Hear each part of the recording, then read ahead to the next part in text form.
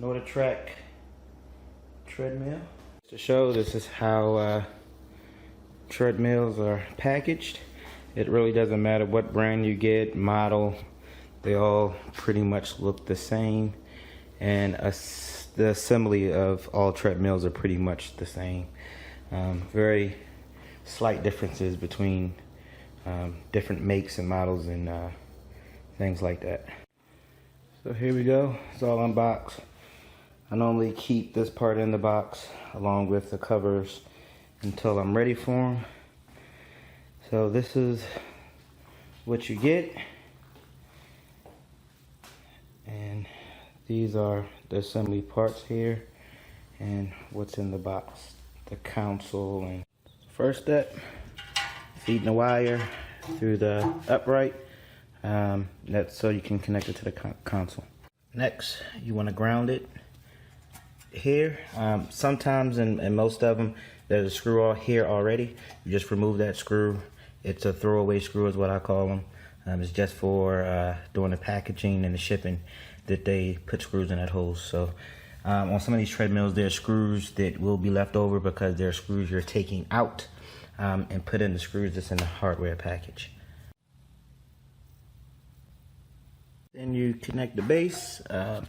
I normally just hand tighten these first to get them into the thread. When I'm training someone on how to assemble a treadmill, one thing I always remind them, sometimes the instructions do not mention it, or it's easy to look over, are these covers that go here to cover up those screws.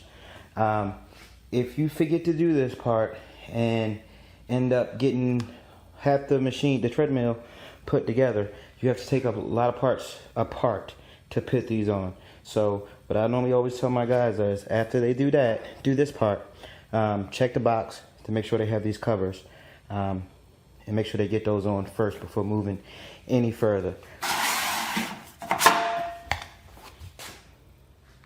These arms are very different. No, not very different, but they can be different from different metal treadmills.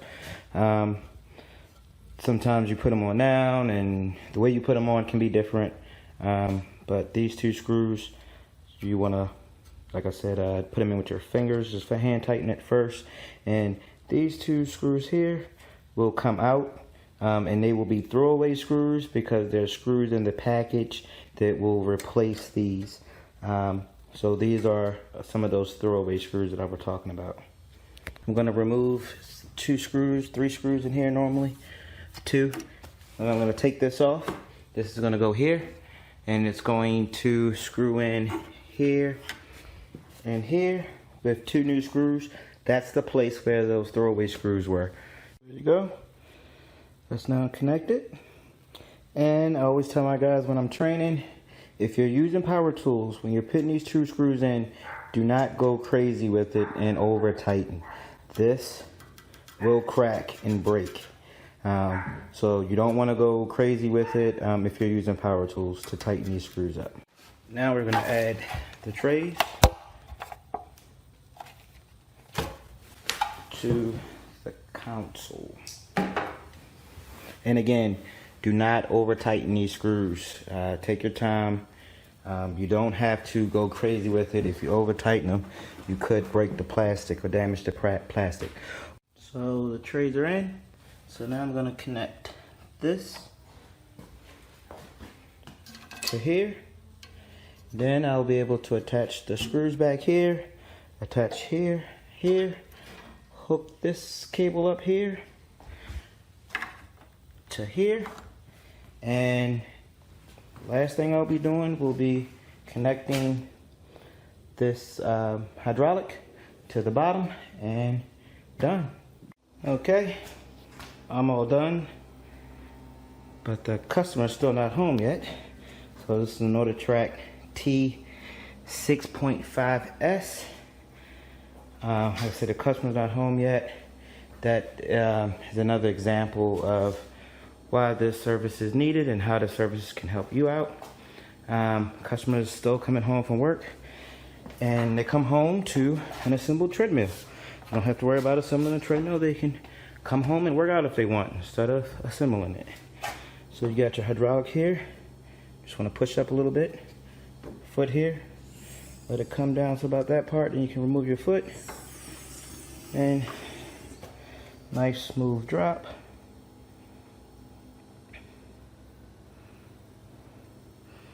And one thing I like to do before I go over everything with the customer, turn it on, turn it at the highest speed.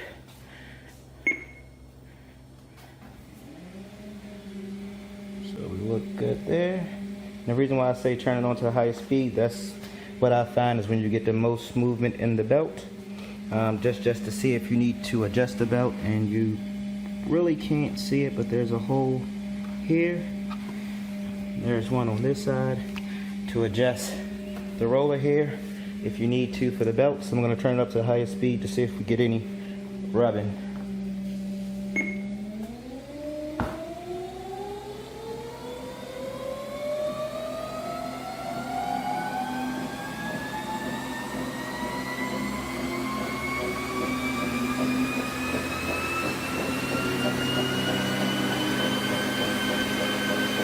There's no rubbing, but I'm going to adjust the belt just a little because there's big gap here, no gap over there. So I'm going to adjust the belt just a little bit. As long as you don't have it rubbing and digging into the plastic here, you're good to go. But I'm just going to adjust a little bit so it looks a little better. Check the incline.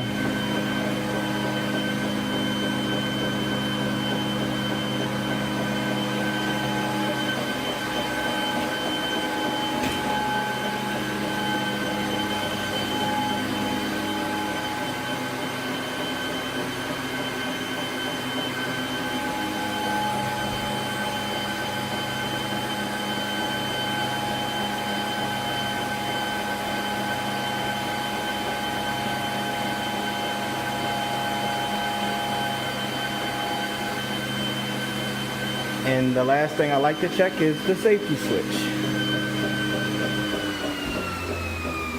And it works.